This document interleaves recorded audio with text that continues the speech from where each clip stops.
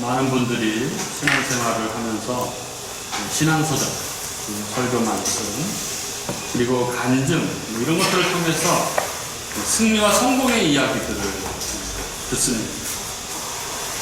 그러면서 자신의 삶에도 그러한 극적인 믿음의 증거들이 나타날 것을 기대합니다. 그러나 자신의 신앙에서 그러한 증거들을 찾지 못하면은 이내 실망감이나 또 더 깊어지는 배신감에 빠지고, 필립 얀시 아실 것입니다. 영성신학자 필립 얀시의 책 중에 하나님 당신께 실망했습니다 라는 그런 책이 있는데요. 필립 얀시는 사람들을 만나면서 그들이 기독교 신앙에서 기대하는 것과 그 신앙을 실제로 경험하는 것 사이에 큰 간극이 있다는 것을 발견했습니다. 그리고 이 책을 통해서 사람들이 대놓고 물어보기에 불편했던 이 세 가지 질문. 하나님은 과연 공평하신가? 하나님은 침묵하시는가? 하나님은 숨어 계시는가에 대한 이 믿음의 문제들을 다룹니다.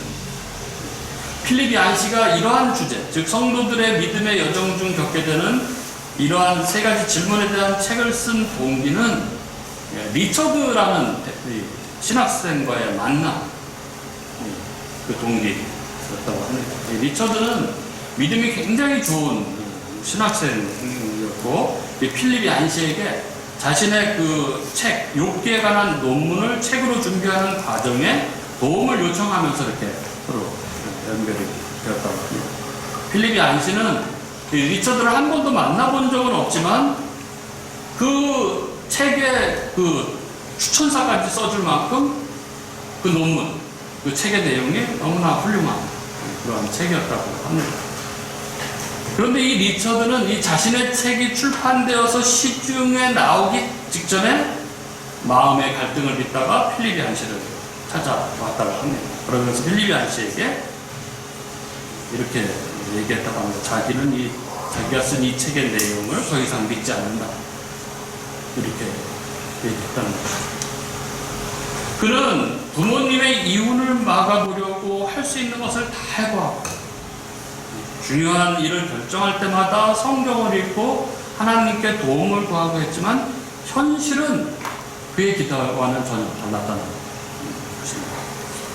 또 일자리를 구할 때 구해봤지만 그때마다 자기보다 더 못한 것 같은 사람이 고용되었고, 그리고 결혼을 약속했던 약혼녀에게서도 이별을 통보받았다는 것이죠. 그리고 리처드는 건강에도 문제가 생기고 우울증도 심해졌다고 합니다. 하나님을 신뢰하고 싶은데 아무리 호적돼도 손에 잡히는 것은 아무것도 없고, 그에게 관심도 보이지 않으시는 것 같은 하나님을 계속 믿어야 하는가? 하나님은 과연 계시는가에 대한 답을 찾지 못하고 거의 냉소주의자가 되어버렸다는 것입니다. 그 책에서 필립 얀시는 리처드에 대해서 이렇게 적고 있습니다. 리처드는 사람이면 누구나 겪을 수 있는 큰 고통, 바로 배신감이 주는 고통을 겪고 있었다. 상대방을 사랑했는데 어느 순간 잠에서 깨어보니 모든 게 끝나버린 고통. 그는 하나님께 인생을 걸었는데 하나님이 그를 실망시킨 것이다. 이렇게 듣고 있습니다. 은혜로 오늘날 성령이 임함으로 성도가 된 우리들은 우리 앞에 펼쳐질 인생, 앞으로 펼쳐질 인생, 나를 사랑하시는 그 전능하신 하나님이 인도해 가시는 내 삶에 대한 기대가 있습니다. 그러나 우리의 삶은, 우리의 현실은, 우리가 마주하는 이 현실은 결코 녹록하지가 않은 것이죠. 그제 우리가 금요 기도회 때도 함께 이야기를 나눈 것처럼 우리의 삶은 언제나 치열합니다. 우리가 마주하는 세상은 결코 만만하지가 않습니다. 시험, 성적이, 능력이 최고인 세상, 물질이, 돈이 최고의 그런 세상입니다. 그리고 이런 세상을 살아가는 우리의 삶에는 뭐 이런저런 아픔과 고통이 있습니다. 그래서 우리의 기대와 현실의 이 괴리 가운데 우리는 괴로운 것이죠. 그럼 과연 무엇인가요? 신앙은 무엇이고, 우리가 믿음으로 산다는 것은 무엇이고, 우리가 만나는 세상에 대해 우리들은 어떤 시각으로 이것들을 바라보아야 하는 것일까요? 우리가 아브라함, 이 믿음의 조상 아브라함의 이야기를 나누고 있습니다. 오늘 이 아브라함의 모습 속에서 이에 대한 성경적인 가치관을 우리가 확인하고, 그래서 우리가 마주하는 현실에 대한 이해를 우리가 바르게 할 수 있는 그런 시간이 될 수 있기를 바랍니다. 먼저 이 앞에 지난 1절부터 5절의 내용을 다시 한번 확인하고 넘어가도록 하겠습니다. 어느 날 하나님께서 이 갈대아 우르에서 안정적으로 잘 살아가고 있던 아브라함을 부르시죠. 그래서 아브라함을 부르시면서 아브라함에게 어떤 땅과 민족에 대해서 약속을 하셨습니다. 하나님께서 아브라함에게 주시겠다고 하신 땅은 바로 하나님 나라, 즉 천국을 가리키는 곳이었고, 그 땅을 이루는 이들이 바로 성도들이고 그들이 하나님 백성들이었습니다. 그리고 그에게 주시겠다고 약속하신 그 복은 하나님 나라 백성들에게 주어지는 복, 하나님과의 바른 관계 안에서 창조주 하나님으로부터 그 피조물에게 부어지는 충만한 생명력이 바로 복이었습니다. 그렇게 해서 하나님께서 아브라함에게 그 삶, 하나님이 약속하신 삶과 복으로 초대하시며 그에게 말씀하신 그 말씀은 바로 너는 너의 고향과 친척과 아버지의 집을 떠나 내가 내게 보여줄 땅으로 가라 하는 것이었습니다. 이 말씀은 자신을 지탱하고 있던 그 삶의 근거, 즉 고향이죠. 그리고 자신을 지키는 최후의 보루, 그런 친척과 아버지 집, 이거를 버리라는 말씀이었습니다. 그리고 오직 하나님 말씀에 순종하는 삶으로의 초대였습니다. 그리고 아브라함은 이 말씀에 순종해서 길을 떠납니다. 그의 나이가 75세였죠. 그리고 그렇게 그는 하나님이 약속하신 땅 가나안에 들어갔습니다. 그게 5절까지 내용이었습니다. 그리고 이어지는 것이 오늘 우리가 나눌 말씀입니다. 오늘 말씀 6절부터 9절은 그렇게 하나님의 부르심으로 하나님 나라, 하나님이 약속하신 땅 가나안을 입성하게 된 자가 만나게 되는 세상에 대한 이야기입니다. 그가 하나님의 부르심으로 당도하게 된 그 땅은 어떤 땅이고, 그는 그 땅을, 그 세상을 어떻게 살아가는지에 대해서 오늘 말씀은 보여줍니다.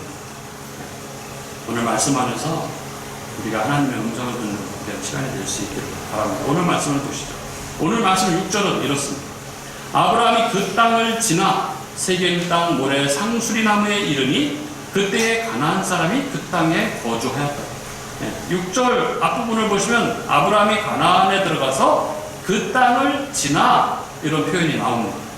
거기서 이 지나가다는 나그네와 같이 이곳저곳을 여행하다 이런 뜻입니다. 그러니까 아브라함은 하나님께서 약속하신 가나안 땅에 들어가서 그 땅에 정착한 것이 아니라 그 땅을 나그네처럼 통과하면서 지나갔다는 것입니다. 무슨 얘기인가?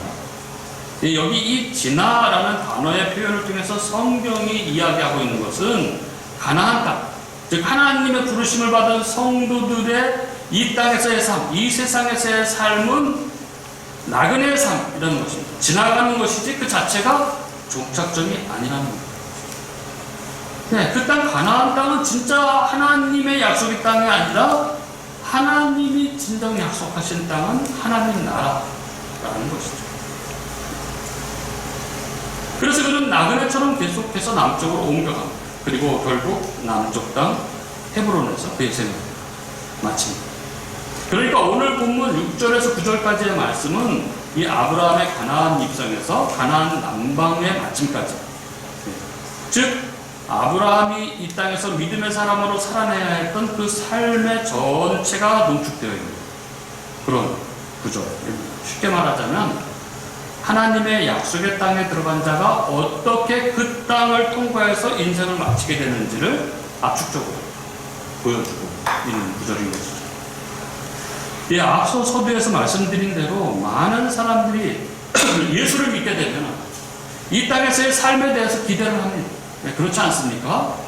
내가 믿는 그분은 하나님, 천지를 창조하신 분, 전지전능하신 분입니다. 그리고 우리는 은혜로 그분의 자녀가 되었습니다. 우리는 이제 전과 다른 사람들이죠. 이 땅에서 하나님의 인도하심 속에서 살아가다가 영원한 천국에 들어갈 자들입니다. 그렇게 사람들에게는 이 땅에서의 삶에 대한 기대가 있는 것이죠. 특별한 어떤 것이 있을 거라고 생각하는 것이죠. 나를 행복하게 해주고.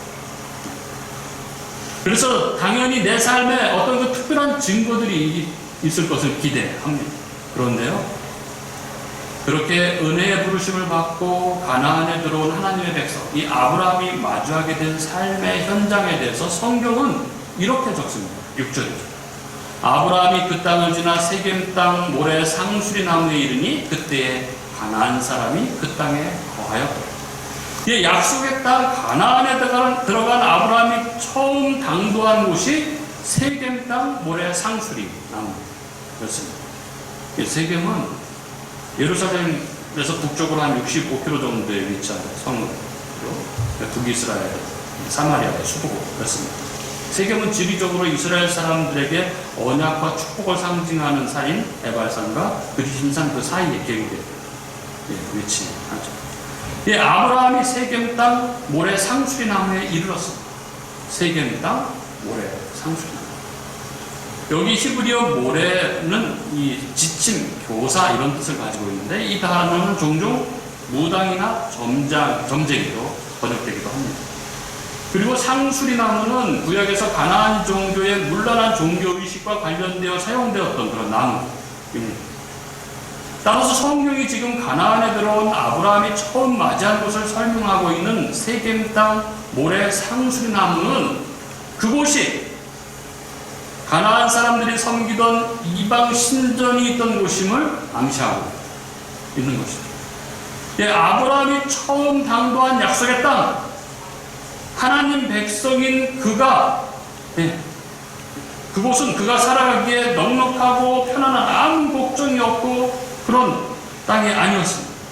그 땅은 풍요와 다산의 가나안 이방 신상과 신전이 그런 땅이었고 그 이방신을 쫓아서 풍요와 다산을 삶의 목표로 하며 살아가던 이 가나안인들이 우글거렸던 그러한 땅이었습니다. 무슨 의미인가요?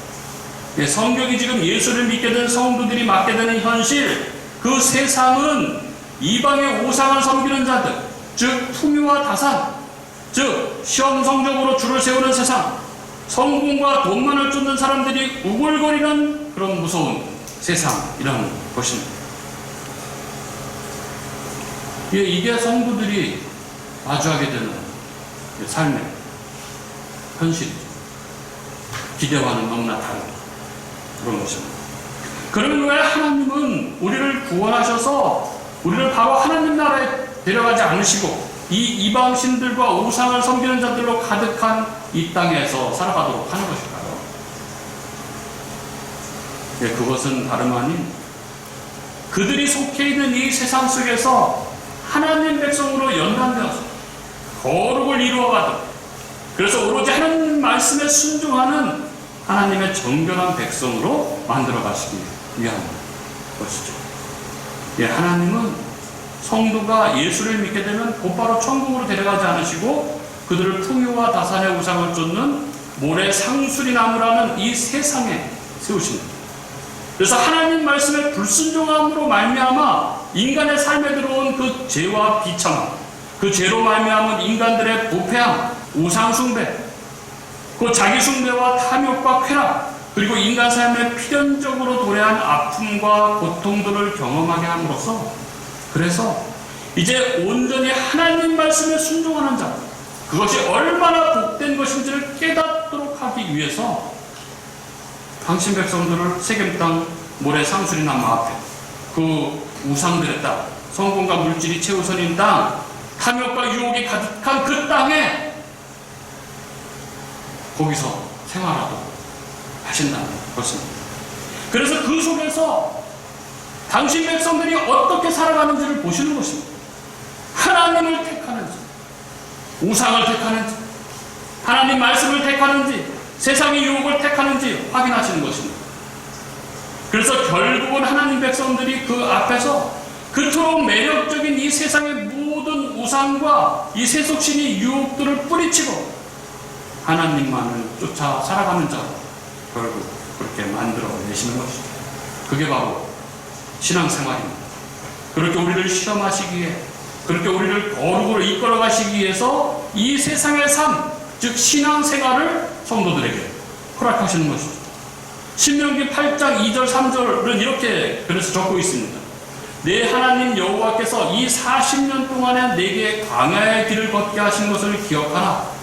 이는 너를 낮추시며 너를 시험하사 내 마음이 어떠한지 그 명령을 지키는지 지키지 않는지 알려 하시며 너를 낮추시며 너를 줄이게 하시며 또 너도 알지 못하며 내 조상들도 알지 못하던 만나를 내게 먹이신 것은 사람이 떡으로만 사는 것이 아니요 여호와의 입에서 나오는 모든 말씀으로 사는 줄을 내게 알게 하려 하시니라. 이렇게 적고 있습니다. 바로 이 이야기, 성도의 광야 생활, 이 신앙생활이죠. 이 신앙생활은 하나님의 말씀을 지키는지 세상의 힘을 쫓아 살아가는지를 시험하는 시험장이라는 것입니다. 그리고 그 최종 목적지는 당신 백성들이 사람이 떡으로만 사는 것이 아니요 여호와의 입에서 나오는 모든 말씀으로 사는 줄을 알게 하시는 것. 당신 백성들을 오직 하나님 말씀에 순종하는 자로 완성시켜 가시는 것이라는 것입니다. 사랑하는 우리 교우 여러분, 우리는 이 세상을 어떤 눈으로 바라보고 있습니까? 그리고 나는 이 세상에서 마주하는 이 세상의 부패함과 우리의 삶의 아픔과 고통을 어떻게 이해하고 있습니까? 우리가 이러한 세상 속에 살아가도록 하나님의 뜻을 우리가 바로 알게 되면 우리의 삶은 진정으로 하나님을 예배하는 그런 삶이 될 것이고, 그래서 우리가 선 그곳이, 그 세상의 한복판이 바로 하나님이 통치하신 하나님 나라로 변하게 되는 것입니다. 오늘 본문 7절을 보십시오. 7절에 보면 이렇게 적고 있습니다. 여호와께서 아브라함에게 나타나 이르시되 내가 이 땅을 네 자손에게 주리라 하신지라. 자기에게 나타나신 여호와께 그가 그곳에서 제단을 쌓고, 이렇게 적고 있습니다. 예, 하나님은 아브라함에게 모래 상수리나무가 있는 그곳을 아브라함과 그 자손에게 주시겠다고 말씀하십니다. 당시 신들이 섬기는 지역은 그 신들의 영토로 간주되었습니다. 따라서 지금 아브라함이 선 자리는 가나안의 신전, 즉 이 풍요의 신 바알 신전이 있는 곳이죠. 즉 그 땅은 바알 신이 소유권을 행사하는 곳이었습니다. 그런데 하나님은 그 땅을 아브라함에게 주시겠다고 말씀하십니다. 이 말씀인즉 하나님께서 아브라함을 이 바알 신의 땅에서 하나님 나라의 백성으로의 삶을 살게 하도록 만드셔서 아브라함이 있는 그곳에 하나님 나라가 임하도록 하시겠다는 상징적인 표현인 것입니다. 그리고 아브라함은 그 땅에 서서 이 하나님 말씀을 받아들입니다. 믿습니다. 어떻게 알 수 있습니까? 7절 말씀 끝에 보면 여호와께 그가 그곳에서 제단을 쌓고, 이렇게 적고 있죠. 아브라함이 하나님의 그 말씀을 듣고 그곳에 하나님을 예배하는 제단을 쌓습니다. 이 말은 그가 하나님의 약속을 받아들이고 믿었다는 의미인 것이죠. 이렇게 성도는 우상들이 가득한 이 세상 한가운데서, 이 적자생들, 약육강식의 이 세상 한가운데서 하나님만을 신뢰하고 하나님 말씀에 순종하는 하나님 나라를 살아가는 자들입니다. 이렇게 하나님은 우리의 인생 여정 내내 우리에게 선택, 세상이냐 하나님이냐를 요구하십니다. 성도는 그렇게 인생 내내 모래상수리나무 앞에 서서 세상의 힘이 아닌 하나님 말씀을 선택하면서 그 인생길을 걸어가야 하는 것입니다. 그러나 이러한 삶은 풍요와 다산의 신 이 바알이 다스리는 이 세상의 가치관으로 볼 때는 너무나 말이 안 되는 바보 같은 삶이죠. 너무 무능력해 보이고 너무나 하찮아 보이는 그러한 삶입니다. 그런데 하나님은 성도들에게 그 삶을 요구하십니다. 눈에 보이는 그 탐욕, 눈에 보이는 그 세상의 것을 쫓지 말고 그 모래 상수리나무 아래에서 눈에 보이지 않는 하나님의 말씀을 선택하라고 요구하십니다. 그리고 아브라함은 그 선택기로 해서 단을 쌓는 것입니다. 하나님 말씀에 순종하는 것입니다. 본문 8절에 보시면 아브라함이 베델과 아이 사이로 옮겨서 또 단을 쌓고 하나님의 이름을 불렀다고 기록하고 있습니다. 8절은 이렇게 적고 있죠. 거기서 베델 동쪽 산으로 옮겨 장막을 치니 서쪽은 베델이요 동쪽은 아이고 그가 그곳에서 여호와께 제단을 쌓고 여호와의 이름을 부르더라. 예, 아브라함은 그가 가는 곳마다 단을 쌓았습니다. 하나님 말씀에 순종하고 하나님을 예배했다는 것입니다. 그러니까 아브라함의 삶의 여정 동안 그가 지나간 자리를 연결하고 있는 것은 그가 가는 곳마다 쌓은 단이죠. 즉 그의 삶은 순종과 예배의 삶이었다는 것입니다. 결국 아브라함이 이 땅에 남기고 간 것은 대단한 세상적인 업적은 없습니다. 그가 남긴 것은 그의 신앙 여정 동안에 순종하고 예배의 삶을 살았다는 것이죠. 아브라함은 그가 말년에 발붙일 땅 하나 없었습니다. 그가 인생에서 대단한 일을 한 것도 아닙니다. 그가 그의 인생 동안 산 것은 그가 이 땅을 지배하고 있는 이 풍요와 다산을 쫓는 그의 삶의 현장에서 그 매력적이고 달콤한 세상의 유혹을 선택한 것이 아니라 영원한 하나님 나라를 믿음으로 바라보고 하나님 말씀에 순종하며 자신을 드리는 제단을 쌓은 것, 하나님을 예배한 것밖에 없습니다. 그리고 그것이 바로 아브라함이 보여준 성도가 이 땅에서 살아가야 하는 성도의 모습인 것이죠. 여러분, 우리는 언젠가 이 육신의 장막을 완전히 벗어버리고 영원한 하나님 나라 천국에 들어가게 될 것입니다. 그때 우리의 삶의 자치를 따라서 우리가 하나님의 말씀을 쫓아 세운 순종과 헌신의 제단이 우리 삶에 가득해야 합니다. 우리가 삶의 현장에서 선택의 갈림길에서 말씀을 쫓아 산 삶, 예배의 삶을 사는 그런 흔적들로 가득해야 하는 것이죠. 신앙이 별것이 아닌 것이죠. 믿음으로 산다는 것이 엄청난 일을 세상적으로 해야 한다는 것을 의미하는 것이 아닙니다. 하나님의 백성은, 성도는 그렇게 세상 가운데 살면서 결국 하나님 말씀에 순종하는, 하나님만을 예배하는 자로 성숙되어져 가는 것, 그리하여 결국 영원히 하나님 나라에 들어가는 것, 그게 성도의 삶이고 그게 가장 복된 인생입니다. 그게 뭐예요? 아니죠. 그게 가장 복된, 죽음 후에 결국 알게 되겠죠. 그게 가장 복된 것입니다. 그래서 우리 인생의 모든 아픔과 애환은 결국은 우리를 이렇게 만들어내시기 위한 하나님의 장치인 것이죠. 우리가 함께 계속 기도했던 우리 헌엘 교수님, 미국으로 가셨고 미국에 클리브랜드에 도착하셨다는 연락을 받았어요. 이제 온몸에 뼈 전체에 암이 전이되었다. 모습도 너무 마른 모습이었어요.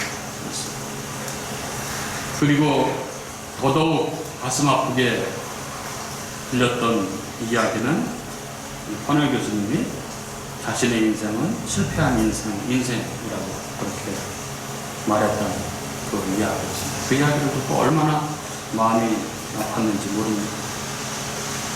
그 교수님의 삶, 예수 믿는 삶, 주님을 너무나 사랑하고 한국을 너무나 사랑하고 그렇게 살아온 삶, 그런 그가 자기 인생은 실패한 인생이라고 그렇게 말했다는 그 이야기 속에 이 암이라는 이 고난을 만나서 그 교수님이 느끼게 된 그 좌절감이 얼마나 큰지, 그 패배감과 그 허무감이 얼마나 큰지를 느끼게 해주는 그런 말이었습니다.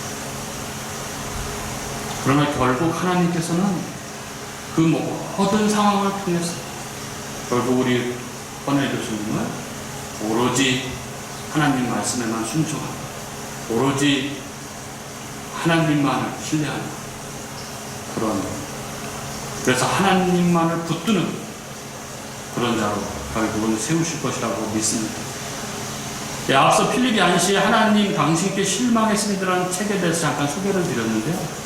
필립이 안시는 하나님 백성들의 믿음의 여정에서 이런 의심과 회의의 과정은 정상이라고 그렇게 이야기합니다. 아니, 오히려 그 회의와 이 의심은 하나님께 더 가까이 다가가는 성숙의 밑거름이 된다고 그렇게 이야기하면서 그는 애니 달라드, 이 퓰리처상을 받은 미국의 산문작가 애니 달라드의 이 말을 인용하며 그 책에 이렇게 적습니다.